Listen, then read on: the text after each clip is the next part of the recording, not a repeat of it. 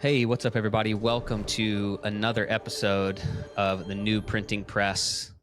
Really the largest podcast in the whole Christian space. I mean, we just reach hundreds and thousands of people every single week. No, but we're brand new, about 5 weeks in, talking about faith, innovation, technology, and I'm honestly using this as an opportunity to talk to people who I look up to, admire, who I think are doing really innovative things in the church. And I'm excited because I got with me today the one and only Pastor Adam Smallcombe, among many other things, lead pastor of Vive Church. What's up, man? How are you? Doing so good. Good to chat with you. I sound a little bit off, but I'm feeling good. Don't worry about that. I was going to say you sound like you just preached like 10 weeks, 10 straight nights at the Potter's house or something. Yeah, I would.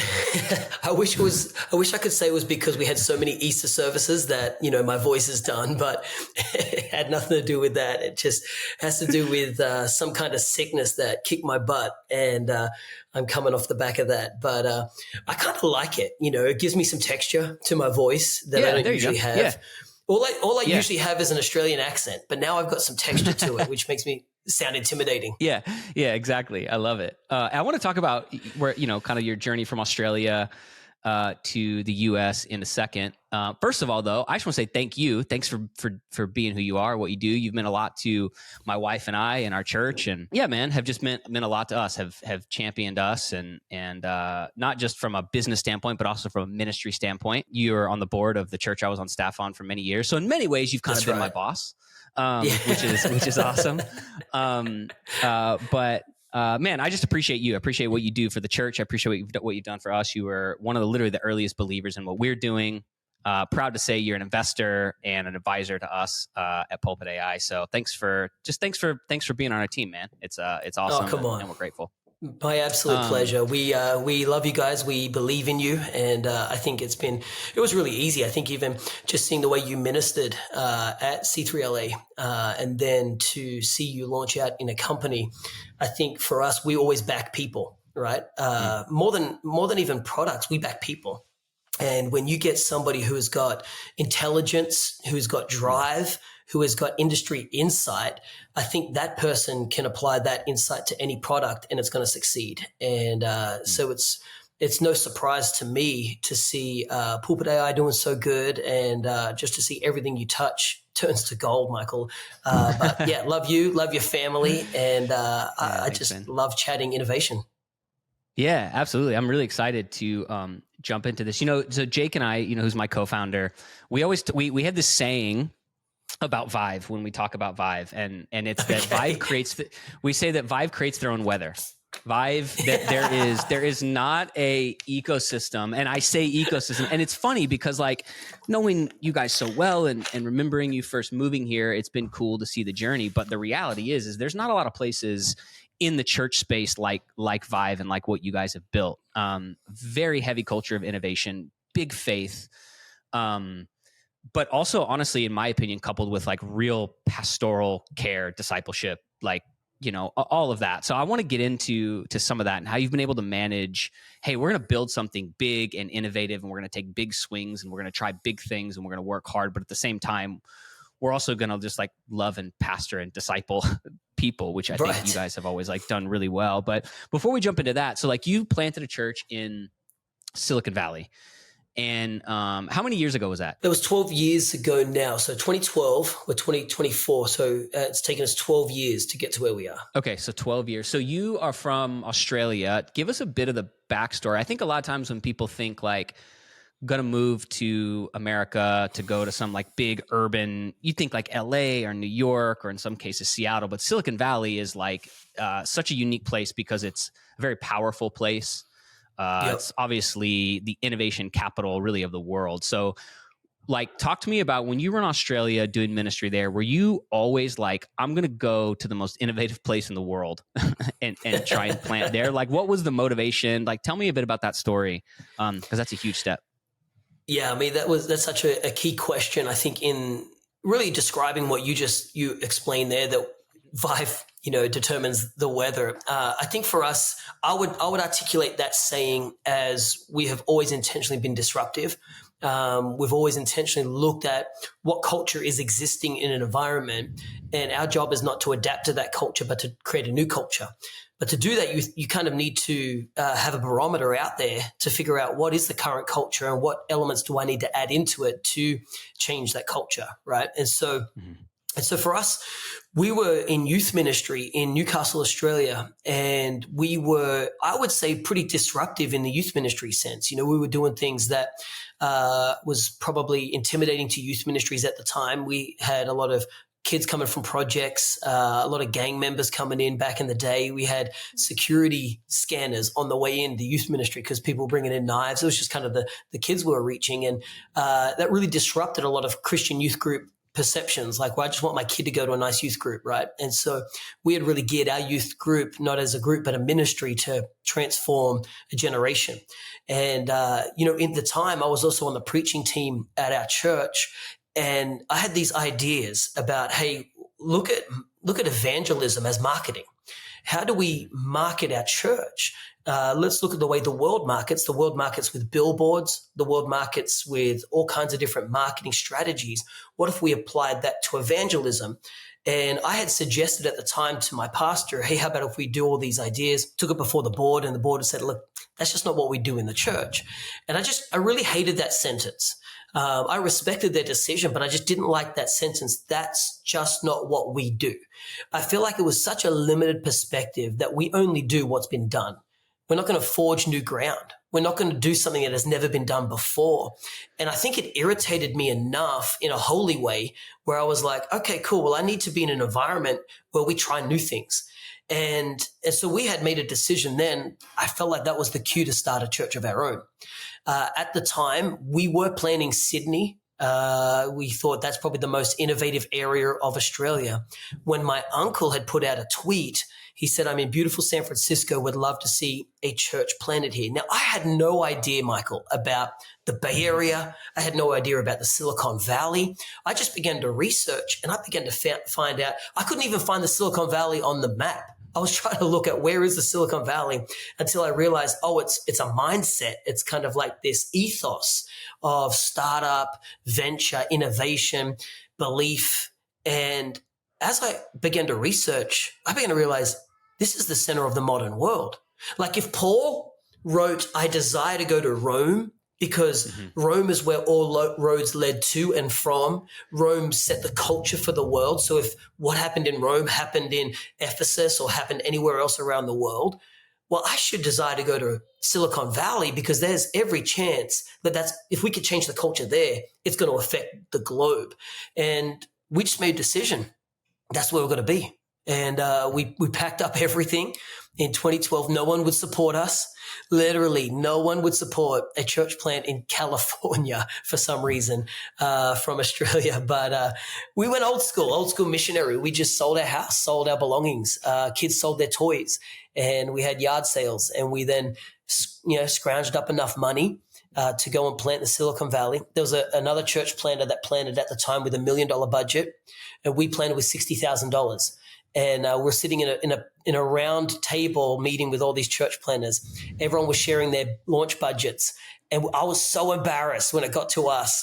I said, "Hey, we got 60,000." Everyone laughed at us, literally laughed at us, and it was a humbling moment. But that same church plant that planted with $1 million doesn't exist today. They quit after 2 years, and I think it was just because they had the security of finances. They didn't have the spirit of innovation. They weren't ready to get disruptive. And I think that's been our story ever since. Mm-hmm. Yeah, man, that's amazing. 60K. And here you are 12 years later. That's wild. Yeah, it's so funny how there's probably so many parallels with that in the church planning world versus company building, right? It's like you raise a whole lot of money right out of the gate and you can get really comfortable, and a ton of resources maybe always doesn't require a lot of innovation. You know what I mean? But when you start with 60K, you got to go. So what was the moment like?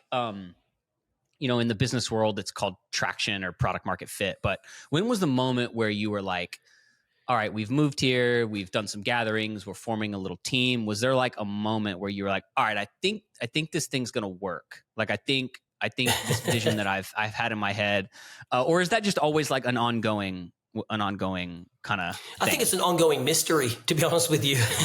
Is it working? Because I think as a visionary, you live so far in the future of what the picture is that you're building, and it feels fragile all the time. I mean, you said something so key just before. You were kind of alluding to the fact that sometimes innovation is built the best when there's not the resources. When you don't have all the funding in the world, you have to get so innovative. You have to be creative you have to create something from nothing. This is kind of like the essence of pure innovators or inventors. You're taking something that doesn't exist and you're putting something together from minimal resources. I actually think that one of the greatest gifts, when I look back, Michael, I look at the fact that we didn't have all the funds. At the time, I hated it. Don't get me wrong. I wish we had more money at the time. I was praying every day, God, would you send money? Would you send money? But now I look back and it actually got us real gritty. It formed in us like this edge that we don't need all the luxuries. We just got to kind of keep the core thing. And that's what produced, I think, a bit of a hunger and an appetite for us to have that drive to keep building and keep pushing through when others were quitting. Now, where was the key moment where I feel like, oh, this is going to work? I feel like year one was really interesting because, to my surprise, we had a lot of people come in the first year. Like, I was absolutely shocked. We had people coming from all over the place. The church grew really quickly. And so much so that we ran out of space in our 300-seat auditorium. And I was trying to figure out what is it that's inspiring people to come. I found out that it was like the story of faith, moving countries to start a church. So these guys are really invested. And so I thought, let's do this every year, for 5 years. And so we launched a 5x5 vision, which was we'll plant a church every year for 5 years. But the thought was, as long as the church commits, X amount of money, and every time the church supports the vision, that's when I'm reminded this is going to work. Because it's not just my idea. There's people supporting it. There's people who are coming around it. And I feel like that's the same with a company, right? Like when you as a founder, you have an idea, and if it's in your head alone and you're convinced of it, well, that's one thing. But when you actually start to see people gravitate around that vision, that they get inspired by that vision, they want to build that vision, even sometimes for free, or they want to offer up their connections because they see what you're going to do is going to help things or help society. Well, that's the moments that you need to reassure yourself, oh, I'm on something here. Not convince yourself that I'm on something, but remind yourself, hey, other people see what I'm seeing. Mm-hmm, mm-hmm. Yeah, no, that's awesome. And I also think too, and this is another thing that I want to get your perspective on. I think when you have that kind of vision and you put the ownership of that kind of vision into the people, the church, I also think that you draw and recruit really high caliber and high capacity people, right? Yeah. Because high caliber people and high capacity people are drawn to vision. That's something that I think you guys have done really well, even within like your church staff and everybody you have around. Yep. So like when we talk about like, okay, you guys have launched how many campuses now? How many campuses have you guys launched? We're launching our 12th campus now in Frankfurt, Germany. Okay. Yeah, 12 campuses all over the world, which is just amazing, right? And incredible, and such a cool thing to do. But that is like I've met your campus pastors. They're not the like stereo, and I was a campus pastor, so I can make fun of my own kind here, right? They're not like the stereotypical, like I just kind of like manage and I just kind of like, I'm doing this until I can do the next thing. And I kind of just like am the event producer. Like you have some serious guns that are on your team, that are around you, that are building. How have you been able to develop that and sort of buck that trend of like the growing, innovative, big church? Do you get what I'm asking? Like, how have you been able to cultivate that? Yeah. Yeah, I'm a huge believer in talent acquisition, meaning you want the best product, you have to get the best people. I think the Silicon Valley is built on this as an ethos that you get funding to hire the best people you possibly can, because not everyone's created equal. Not everyone's built with the same drive. Not everyone's got the same intellect and insights. You're a product of your environment for sure. And people get ahead and people are intelligent because they've applied themselves. And when you find intelligent people, not available people, you actually find that it will actually pull the whole organization up, right? And so what we've done is we've really intentionally from the beginning have literally held a high standard in who are staff at Vive Church and who are campus pastors. Now, with that too, I want to give them as much ownership as possible, right? So my job in hiring a campus pastor is I select the most skilled people. Like I've got lawyers who were doing law who are now pastoring our campuses. I've got people who run their own products, their own companies who have forfeited that. I've got TV personalities, people who literally left that industry to come and build the church. Now, I treat them in many ways like a C-suite, where I give them problems that they have to build and they have to fix, not just for their campus, but for the whole church. And then my job ends up being I just handle the problems that they can't handle. Right. And so what I've got in campus pastors is I've got them on the problems of the church. Now, what's the problems of the church? How do we expand? How do we grow? How do we reach the world? How do we take the Great Commission and how do we distill it down to our local environments? But how do we do that collectively? And so I'm engaging their mind in building a product called the church, but doing it in a way that it benefits us globally. And that takes a huge amount of intelligence and talent. And so at the end of the day, it's not just that they're doing a task as in running a service. The campus pastors have to be spiritually elite. They have to have a model life, right, where their character is just unquestionable, and they have to be highly intelligent. I'm telling you right now, any one of my campus pastors could go and build a business and it would be successful. But they've got a deep calling and a conviction. Instead of building a business, we're going to build the church. Yeah, that's awesome. How do you think that so like one thing I love about what you guys have built is there's a culture of like hard work, right? Yeah. Like, you yes. talk about like underpinning all of the intelligence and the calling and the gifting is like, we're going to work really hard and we're not going to apologize for working really hard. And in a day and age right. where like people are talking about a 4-day work week and Christians are, Sabbath is now 2 and 3 days, and I'm gonna, we're in this world, right?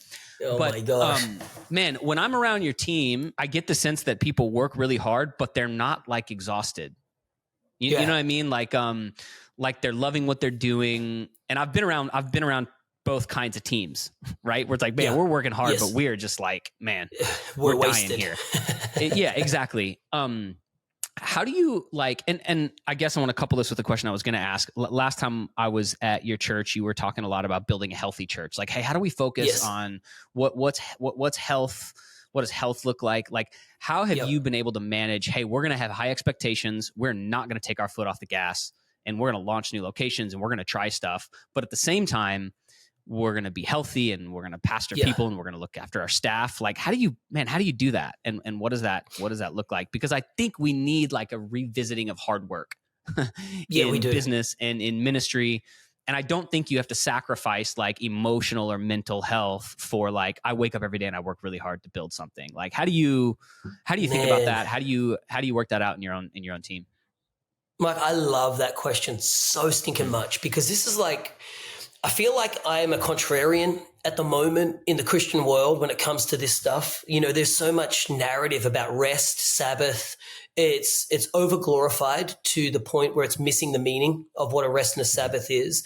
There are so many books, and I'm not going to name authors, but I think their intent might have been originally good, but they create followers who perpetuate this pseudo doctrine of work from rest, don't work hard, don't strive, which really is countercultural to everything Paul writes. He says, I run to win. I strive with all my might. And you look at the beginning of the Bible, the first gift God gives to Adam is a job. The first gift, he makes man. He says, check this man made in my image. Hey, here's your job. Go and name all the animals. Tend the garden. And what he does more than work, he gives him purpose. He gives him meaning. He gives him drive. And there is no formula I can give you or antidote, that's probably a better word, antidote to depression that I can give you that doesn't have drive and work involved in it. The people who are most depressed in life, they're getting maybe a prescription, a drug prescription for their depression, when really their emptiness comes from they've got no purpose in what they do. They've lost their drive. And really what we have is God gifts us with the ability to work hard. You know, people don't realize, here's a little hack. When you get to heaven, you're still going to work. Heaven is not going to be a vacation of rest. Heaven is going to be using all the gifts that God gave you and doing something magnificent to his glory. Because how are we going to glorify God in heaven? Through the work of our hands. That's how we glorify God on earth, is through the work of our hands. So when we build things with excellence, we're actually glorifying God. When we build things with averageness, we're not glorifying God. So there is a way to work where our reward isn't rest. Our reward is glorifying God. Now, we need rest along the way, but rest is a rhythm. And if you don't have a healthy rhythm of rest, then you won't actually have a healthy life. So rest should be a rhythm. Rest shouldn't be a season. Okay. It shouldn't be like, I'm resting in this season. Well, I mean, that just means you never had a rhythm. There's a new term. They're calling it wintering. I'm wintering. I'm in a season of wintering. Bro, my first job in 2009 in the middle of a recession was like $400 a week, and I was probably working 70 hours a week. There's this one of my favorite shows is Mad Men, and there's this scene where Peggy walks into Don Draper's office, and she's like, "You didn't say thank you for what I just did," and he just looks back at her. And he's like, "That's what the money's for. Like that's why I pay you. You know." But I love that. I love Mad Men too, by the way. Yeah, I get that there's like the bad direction of that, but I think what you're saying is absolutely right. And that is that, like, how do we reclaim, like there's all this talk about we're going to reclaim technology for the kingdom and AI for the kingdom and all that kind of stuff, but like maybe work needs to be reclaimed, again, So how do you work does need to be reclaimed. Mm-hmm. I just going to say, like, work needs to be reclaimed because there is a reward on the other side of work that you miss out on if you never work. The reward of accomplishment, the reward of satisfaction. Jesus worked.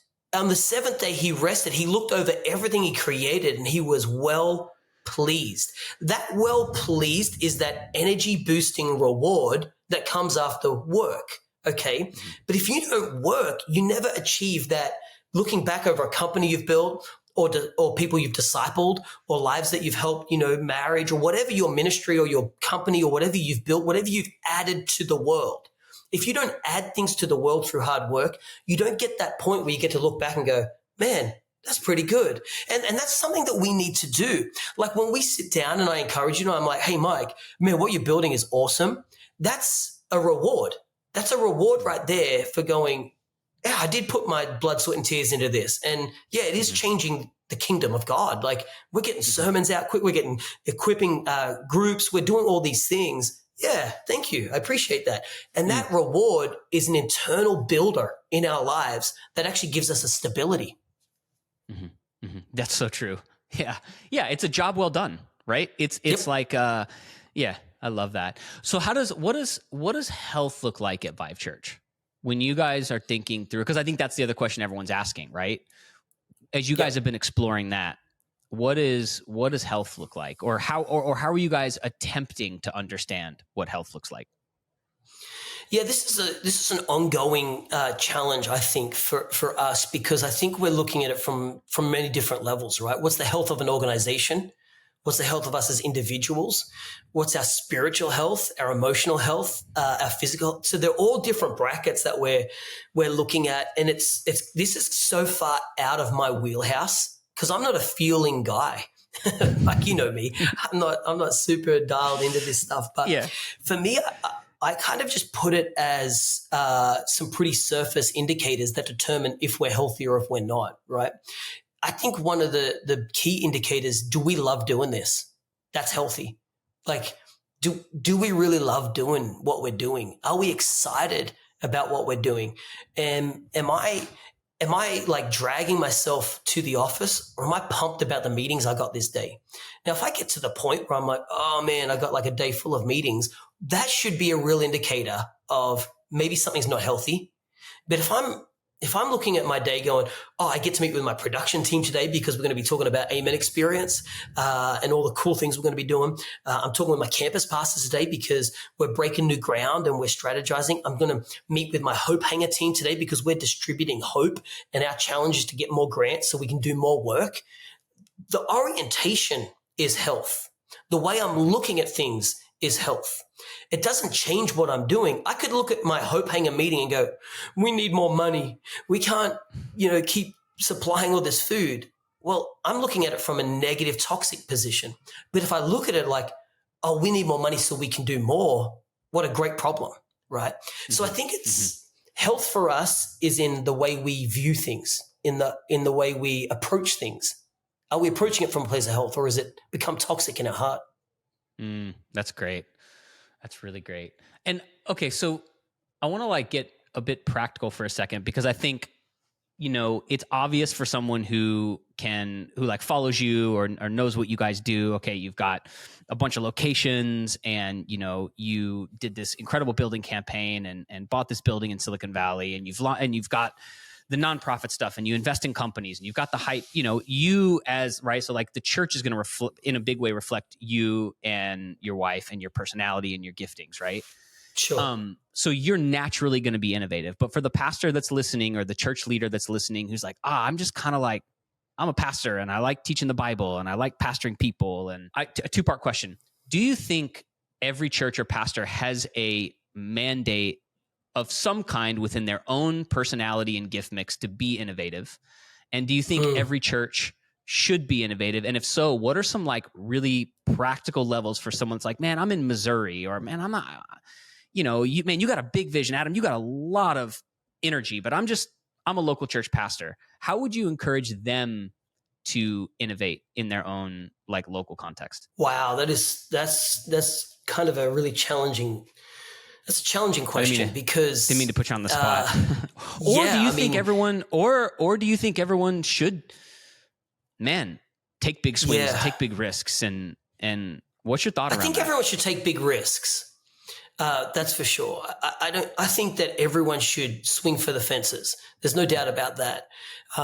Depending on your field and your gifting and your expertise, or just where your passion lies. I'm passionate about businesses. I'm passionate about seeing the kingdom advance through business leaders because, finances unlock so much for what the church can do. The church is not, we know this, the church is not limited spiritually. The church is not limited with authority. The area that the church has been limited is financially.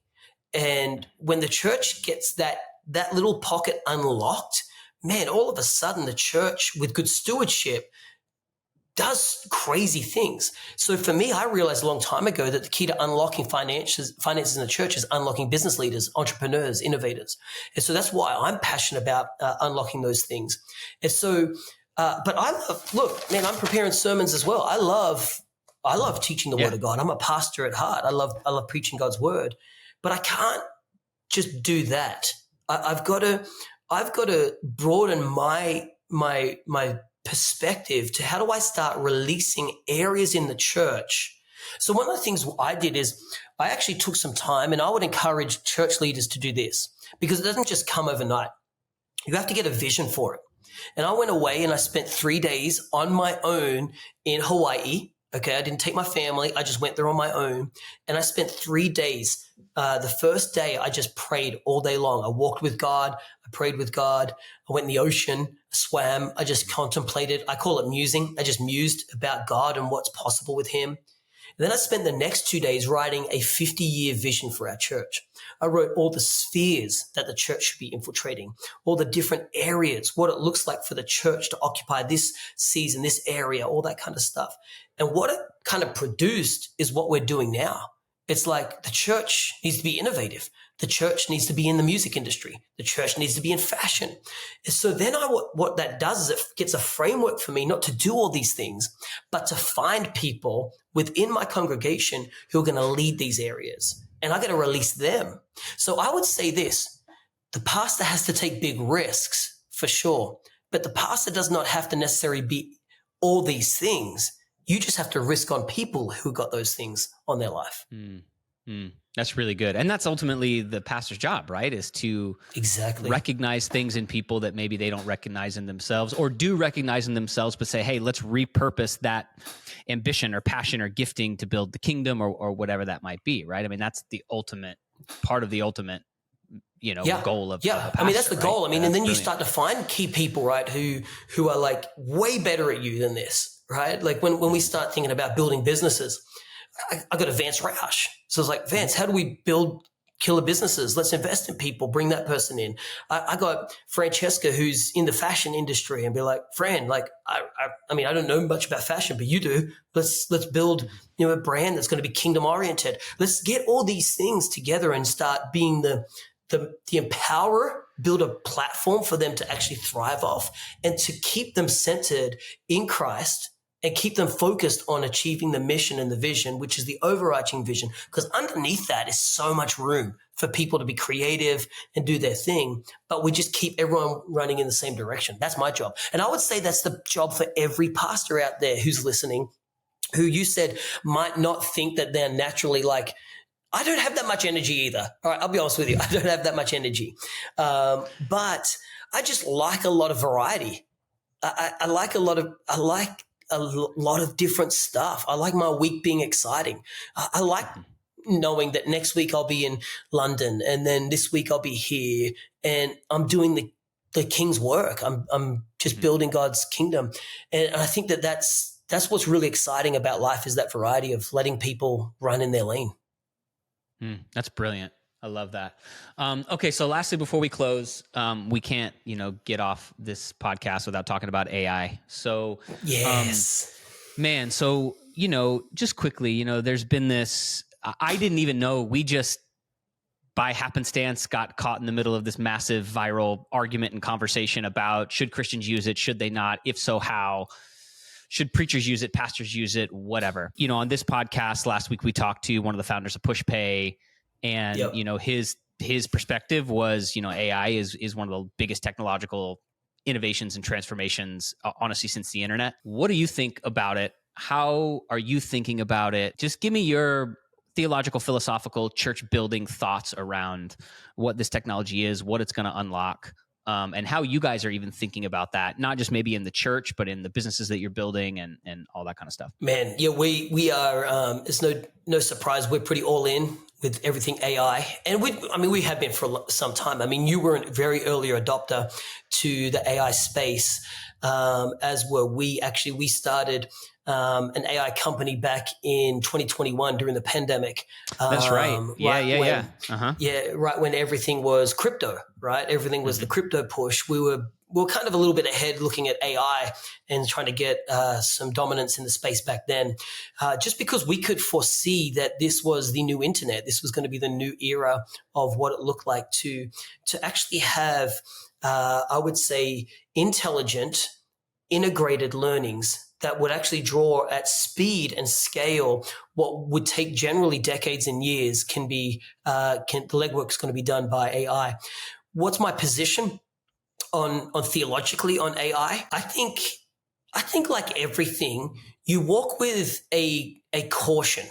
Okay, and I'm going to say this, and I know it sounds very conservative of me when I'm very bullish on AI, but you walk with everything with caution, okay? Because now we're getting into AI, into robotics, AI into humanoids. There's a lot of areas that naturally as a believer, you start coming up, your mum's old message in your head. It's the mark of the beast, all that kind of stuff. That stuff's always latent in me, Mike. Like it's in the back of my head. Same.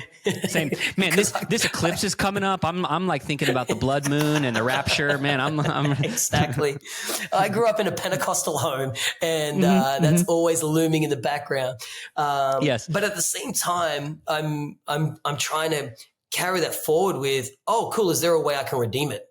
Because I know that my job is not to reject. My job is to redeem. Anything that the world creates, God made me a redeeming agent on the earth, not a rejecting agent on the earth. And too many Christians have become rejecting agents and not redeeming agents. Our job is to take technology and redeem it for the glory of God. So is the intent of a lot of technical advancements maybe for selfish gain or, whatever? Sure. There's no doubt about that. But guess what? As kingdom agents, we get to see, how does this advance the kingdom? How does this advance the church? How does this actually become integral to the way that we can actually do the things at speed and at scale that we've never, ever done before? And for me, man, I get so amped on AI. Just the possibilities already that we're seeing. Like, even what your product does in taking my sermon and distilling it into group notes and to empowering our teams so quickly. Because, let's remove AI for a moment. Let's talk about the groups function in the church. Groups are both the healthiest and the toxic thing in a church. If you have a church split, it happens from a group. That's what happens. It always starts in a group. Yeah. Yep. It's a place of gossip. It's a place where someone gets to preach their own sermons. It's where they get their little followers and they get more face time than you do as the pastor. So groups are easily the most toxic thing in the church, but they become healthy if you have the right leaders and the right content. Now, I have to find the right leaders. But what AI is helping me is get my content into the leaders so they can be teaching my content, not their own revelations about blood moons and the end of the world, in the group meeting. And so I get excited about AI so much because the advances, they're thrilling. They're really thrilling. I mean, I could go on and on, but that's my perspective.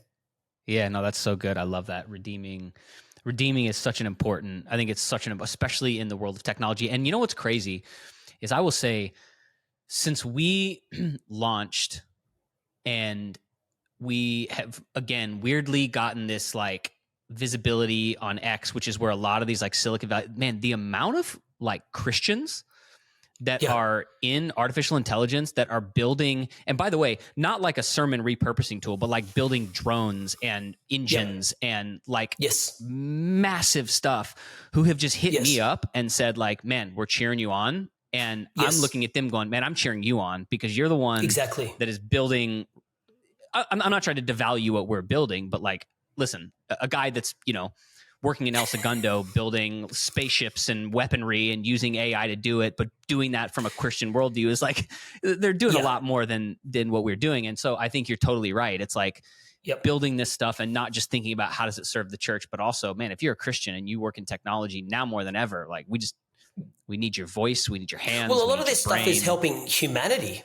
A lot of this stuff is helping, just humans become better. I mean, we're talking about AI and photosynthesis. We're talking about AI in developing and solving world hunger. We've got AI systems. I've got a guy in my church who's using AI to take air into water. It's like, but you can't do that with just normal calculations. You need AI systems to be able to do that.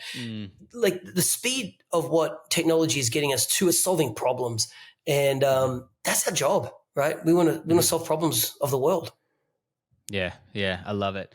Well, Pastor Adam Smallcombe, thank you for taking some time to chat with me this afternoon. It's always good to talk to you. We'll have to do this again soon. And we'll drop links if you're listening to this on just all the stuff you guys have going on. You've got your conference happening over the summer.